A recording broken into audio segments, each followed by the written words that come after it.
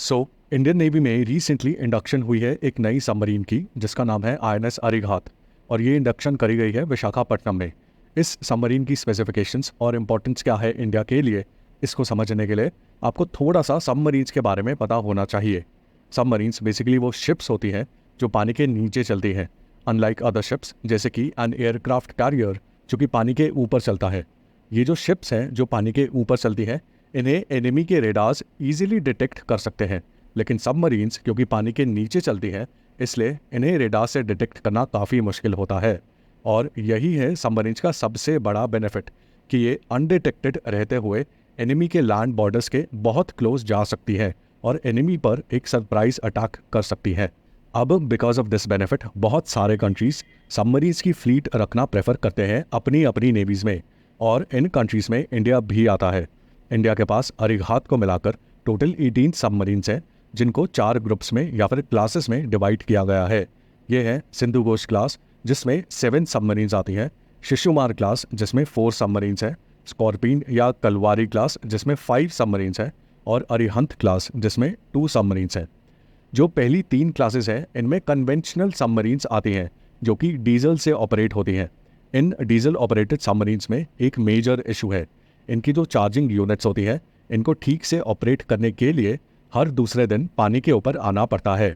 यानी कि ये सबमरीन्स पानी के अंदर इन वन स्ट्रेच बहुत ज़्यादा देर तक नहीं रह सकती, जिसकी वजह से इसके डिटेक्ट होने के चांसेस बढ़ जाते हैं, क्योंकि जैसे ही ये पानी के ऊपर आएंगी ये रेडार्स के कवर में आ जाएंगी। लेकिन जो अरिहंत क्लास की सबमरीन्स हैं जिनमें आती हैं आईएनएस अरिहंत और आईएनएस अरिघात जिसको अभी कमीशन किया गया है, ये कन्वेंशनल डीजल बेस्ड सबमरीन्स नहीं है बल्कि न्यूक्लियर पावर्ड सबमरीन्स हैं। यानी कि इन सबमरीन्स को ऑपरेट करने के लिए छोटे छोटे न्यूक्लियर रिएक्टर्स का यूज़ होता है जो कि इन्हीं सबमरीन्स में प्रेजेंट होते हैं, क्योंकि ये न्यूक्लियर रिएक्टर्स कंटिन्यूअसली सबमरीन्स को एनर्जी प्रोवाइड करते रहते हैं। इसके कारण ये सबमरीन्स पानी के नीचे बहुत टाइम तक रह सकती हैं, unlike diesel powered conventional submarines, जिसका मतलब है कि ये सबमरीन्स अनडिटेक्टेड रह सकती हैं for a much longer period of time. इसलिए इन न्यूक्लियर पावर्ड सबमरीन्स को कई ज़्यादा बेहतर माना जाता है when compare to conventional diesel powered submarines. अब जैसे कि मैंने आपको बताया कि इंडिया के पास 16 कन्वेंशनल डीजल पावर्ड सबमरीन्स हैं और 2 न्यूक्लियर पावर्ड सबमरीन्स हैं, अरिहंत क्लास की आईएनएस अरिहंत जिसको कमीशन किया गया था 2016 में, और आईएनएस अरिघात जो रिसेंटली कमीशन हुई है। अब सबमरीन्स के क्लासिफिकेशन तो मैंने आपको बताया ऑन बेसिस ऑफ कि ये डीजल से चलती है या फिर न्यूक्लियर एनर्जी से। इसके अलावा सबमरीन्स को एक और तरह से क्लासिफाई किया जाता है ऑन बेसिस ऑफ कि ये सबमरीन्स किस तरह के वेपन्स कैरी कर सकती हैं। इसमें पहले तो वो सबमरीन्स आती हैं जो कन्वेंशनल वेपन्स कैरी कर सकती हैं, ऐसी सबमरीन्स को बोलते हैं एसएसएन सबमरीन्स। फिर आती हैं वो सबमरीन्स जो कि कैरी कर सकती हैं guided missiles with conventional warheads not nuclear warheads, ऐसी सबमरीन्स को बोलते हैं एसएसजीएन सबमरीन्स। और आखिर में वो सबमरीन्स आती हैं जो कि कैरी कर सकती हैं बैलिस्टिक मिसाइल्स, और ऐसी बैलिस्टिक मिसाइल्स जिनमें आप न्यूक्लियर वॉरहेड डाल सकते हो। मतलब ये सबमरीन्स न्यूक्लियर वेपन्स कैरी कर सकती हैं और इन्हें बोलते हैं एसएसबीएन सबमरीन्स। जो इंडिया की 2 न्यूक्लियर पावर्ड सबमरीन्स हैं अरिहंत क्लास की आईएनएस अरिहंत और आईएनएस अरिघात, ये एसएसबीएन सबमरीन्स की कैटेगरी में आती हैं।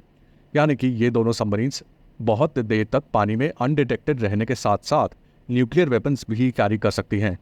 और इसी रीज़न से ऐसा माना जाता है कि इंडिया की न्यूक्लियर पॉलिसी में इन दोनों सबमरीन्स का काफ़ी इंपॉर्टेंट रोल है। इंडिया की न्यूक्लियर पॉलिसी क्या है नो फर्स्ट यूज़ की, कि हम सबसे पहले न्यूक्लियर वेपन्स का यूज़ नहीं करेंगे किसी भी देश पर। लेकिन इंडिया की नो फर्स्ट यूज़ पॉलिसी में मिनिमम क्रेडिबल डिटरेंस का कंसेप्ट भी आता है। डिटरेंस मीन्स किसी के अंदर डर पैदा करना। डर किस चीज़ का? कि अगर मैंने एक कंट्री पर अटैक कर दिया तो उस कंट्री के पास इस तरह के वेपन्स हैं कि वो मुझे पूरा ख़त्म कर देगा या फिर मेरा कई ज़्यादा नुकसान कर सकता है।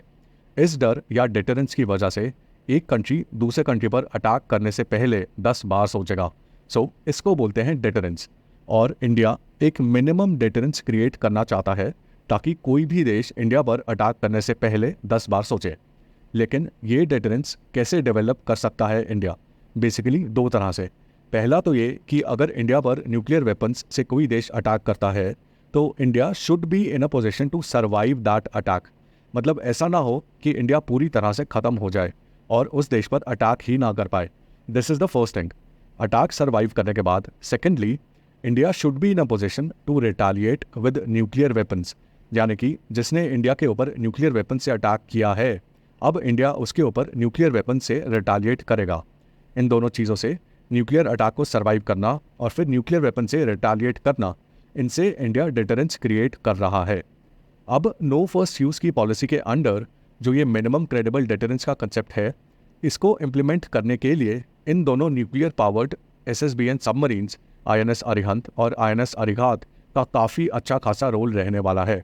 इसका रीज़न ये है कि अगर इंडिया पर एक country suppose Pakistan nuclear attack करता है तो ये दोनों सबमरीन्स उस न्यूक्लियर अटैक में डिस्ट्रॉय हो जाए, इसके चांसेस बहुत कम है, क्योंकि ये दोनों सबमरीन्स बहुत लंबे समय तक पानी के नीचे रह सकती हैं और इस वजह से ये डिटेक्ट नहीं होगी, और डिटेक्ट ना होने की वजह से पाकिस्तान इन पर अटैक ही नहीं कर सकता।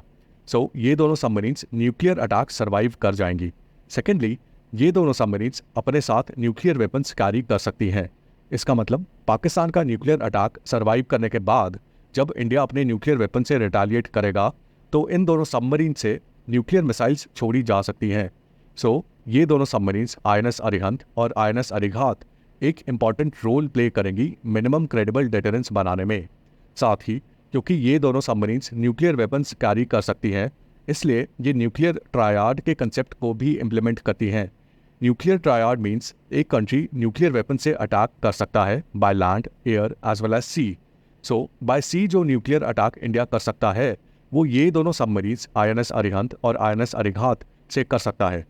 सो इंडिया की न्यूक्लियर स्ट्रैटेजी में ये रिसेंटली कमीशन करी गई INS अरिघात काफ़ी मेजर रोल प्ले करने वाली है। इसके अलावा INS अरिघात INS अरिहंत से काफ़ी ज़्यादा एडवांस्ड है इन द सेंस दैट इसका डिज़ाइन ज़्यादा एडवांस्ड है और इसमें जो टेक्नोलॉजी का यूज़ किया गया है वो ज़्यादा एडवांस्ड है। इसके साथ साथ INS अरिघात में ज़्यादा इंडिजीनियस कंटेंट का यूज़ किया गया है, क्योंकि INS अरिहंत में सिर्फ 30% कंटेंट ही इंडिजीनियस है, यानी कि जो इंडिया में बना है, और बाकी 70% कंटेंट इम्पोर्ट किया गया है। लेकिन INS अरिघात में 60% कंटेंट इंडिजीनियस है और सिर्फ 40% ही बाहर से इम्पोर्ट किया गया है। सो इंडिया ने सबमरीन्स की मैन्युफैक्चरिंग में सेल्फ रिलायंस की तरफ एक इम्पॉर्टेंट कदम उठाया है with INS Arighat. In fact INS Arighat में जो मिसाइल्स लोड करी जाएंगी वो भी इंडिजीनियसली बिल्ट है। इस मिसाइल का नाम है K-15 मिसाइल और इसकी रेंज है अराउंड 700 to 750 किलोमीटर्स। ये सब देखते हुए हमारे डिफेंस मिनिस्टर ने INS अरिघात के इंडक्शन के दौरान ये कहा है कि ये सबमरीन्स इंडिया की न्यूक्लियर ट्रायड को और मजबूत करेगी और साथ में इस सबमरीन की प्रेजेंस से इंडियन ओशन में एक स्ट्रेटेजिक बैलेंस बना रहेगा और रीजन में पीस बना रहेगा। So this submarine will play a decisive role in the security of the country and specially when China जैसा देश जो इंडिया का एनिमी है वो अपनी नेवी को लगातार बूस्ट कर रहा है और साथ ही में अपनी असर्टिवनेस शो कर रहा है साउथ चाइना सी में और इंडियन ओशन में भी अपनी प्रेजेंस इंक्रीज करने की कोशिश कर रहा है। So this was INS Arighat. I hope you like that. Follow for more.